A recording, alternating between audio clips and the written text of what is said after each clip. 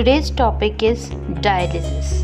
If you want more such videos, hit the bell icon so that you got the official notification. Dialysis है क्या चीज़ और dialysis को हम क्यों करवाते हैं, कौन से लोगों को डायलिसिस करने की ज़रूरत पड़ती है, ये सारी चीज़ें आपको इस वीडियो में पता चलेंगी। हर पेशेंट्स डायलिसिस नहीं करवाना चाहता और ना ही डायलिसिस कोई एक अच्छी चीज़ है, पर फिर भी इसकी ज़रूरत क्यों पड़ी। देखिए, dialysis is a treatment that does some of the things done by healthy kidney. भाई कुछ हेल्दी किडनी जो हमारी होती है, नॉर्मल किडनी, वो जो काम करती है, वो किडनियाँ अगर काम करना बंद कर देती हैं तो उसको हम बोलते हैं कि भाई अब किडनी हमारी काम नहीं कर रही है, तो अब हमें क्या करना है, डायलिसिस कराना है। तो किडनी का काम क्या होता है, किडनी का काम होता है हमारी बॉडी में जितनी भी इम्प्योरिटीज़ हैं ब्लड में डिज़ोल्व, चाहे वो कोई ड्रग्स हो या फिर कोई जो हमने खाया है उसमें यूरिया है ना, तो इस तरीके की चीज़ों को बॉडी के बाहर निकालना ज़रूरी होता है, because these are the toxic materials. तो अगला क्वेश्चन हमारे पास आता है कि डायलिसिस करता क्या है।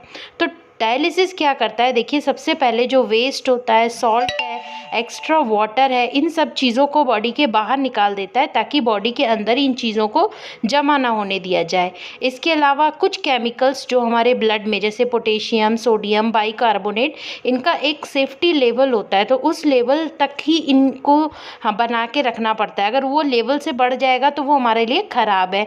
इसके अलावा ब्लड प्रेशर को भी कंट्रोल रखता है। तो ये सब डायलिसिस का काम है। देखिए, आपके घर के अंदर एक डस्टबिन होता है, हम लोग जो भी गंदगी करते हैं, झाड़ू लगाते हैं, उस डस्टबिन में डालते हैं और फिर उस डस्टबिन से उस डस्ट को या गार्बेज को बाहर फेंक दिया जाता है। अगर हम डस्ट साफ़ नहीं करें तो क्या होगा, हमारा पूरा घर गंदा हो जाएगा। तो वैसे ही हमारी किडनीज़ जो हैं वो डस्ट साफ़ करने का काम करती हैं, हमारे ब्लड को, हमारी बॉडी को प्योरीफाई करने का काम करती हैं। लेकिन एज़ पर द एज और किसी और कारण से अगर वो काम ना करें तो उनका काम किसे करना पड़ता है, डायलिसिस को करना पड़ता है। अभी डायलिसिस कहाँ किया जाता है, डायलिसिस आपके हॉस्पिटल में किया जाता है, या फिर कुछ लोग जो कि हॉस्पिटल नहीं जा सकते हैं लेकिन वो वैसी मेडिकल फैसिलिटीज़ अपने घर पे प्रोवाइड करा सकते हैं, मीन्स की इकोनॉमिक कंडीशन अगर अच्छी है तो वो लोग घर पे भी डायलिसिस कर सकते हैं। लेकिन उसके लिए जो है वो डॉक्टर की मेडिकल टीम पूरी वहाँ पर रहती है। तो वही चीज़ है भाई, पैसों का खेल है। देख लो,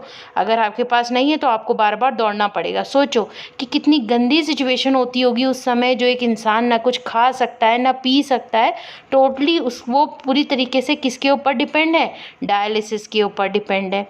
अब अगला क्वेश्चन आता है कि क्या डायलिसिस किडनी को सही कर सकता है। भाई किडनी डैमेज हो गई है, किडनी काम नहीं कर रही है, ठीक है, और हम कह रहे हैं कि भाई एक पेशेंट डायलिसिस करवा रहा है, तो क्या जब तक वो डायलिसिस कर रहा है तो उस समय क्या उसकी किडनी रिकवर होती है, बिल्कुल भी रिकवर नहीं होती है।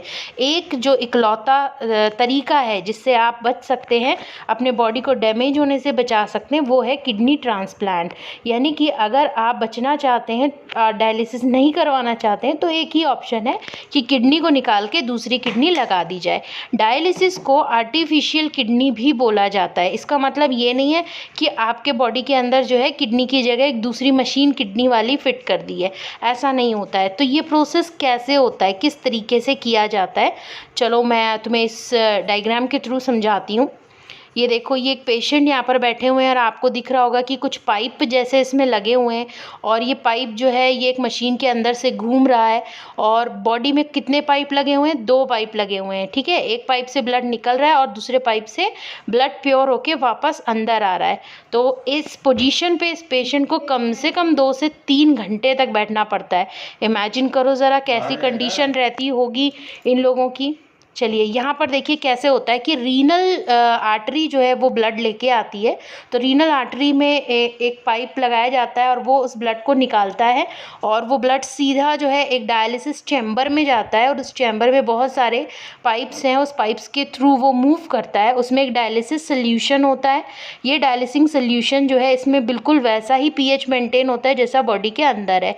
तो ये जो पाइप लगा हुआ है, इस पाइप में क्या होता है, सेलेक्टिव परमेबल होता है। ये पाइप भी भी प्रोसेस बिल्कुल प्लाज्मा मेम्ब्रेन की तरह होता है। तो इसके अंदर से जो इम्प्योरिटीज़ हैं, जो एक्स्ट्रा एक्सेस में आइटम है, वो सभी डायलिसिस सोल्यूशन में आ जाता है और ये सोल्यूशन जो है, ये यूज्ड सोल्यूशन को बाहर निकाला जाता है और फ्रेश सोल्यूशन इसमें बार बार डाला जाता है। तो इस तरीके से ये प्रोसेस किया जाता है। वापस जो ब्लड प्योर होके आता है उसको एक दूसरे पाइप से बॉडी के अंदर डाल दिया जाता है। I hope you understand. Thanks for watching.